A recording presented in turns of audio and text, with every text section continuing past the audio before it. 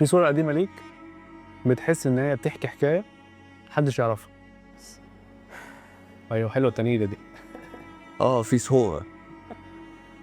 صور كنت لابس دبدوب وقاعد على ترابيزه كده في المشايه بتاعه بورتو السخن.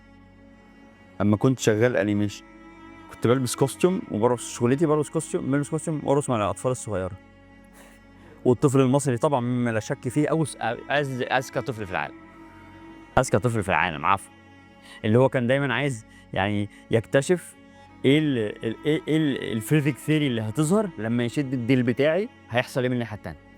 اقسم بالله ما شافوش ربايه بربع جنيه. الطفل المصري الديفولت سيستم بتاعته بجد، وانا اولهم كلاحه، غتاتة غير مبرره، عدوانيه قذره، عايز ياخد قلمين على وشه فوق التربيه اللي هو اترباها. ده الطفل المصري بالنسبه لي حتى الان يعني، والا من رحم ربي اكيد في اطفال كويسه وانا اشك في ده. فعشت فتره مؤسفه، شغلانه مرعبه على فكره. 18 ساعه انت جوه البتاع ده، 18 ساعه لاح، ففي فرن جوه، ده اختبار. فما كمان بتبقى بتتعامل. وايه بقى، انت الدبدوب اللي انت لابسه وشه بيضحك، فانا من جوه الدبدوب بزغد العيال كده، غور يالا ده انت رخم ومش عارف ايه، وانا بس الكوستيوم مبين له في وشي ان انا بضحك، فهو فاكرني بهزر مع ابن البكحين.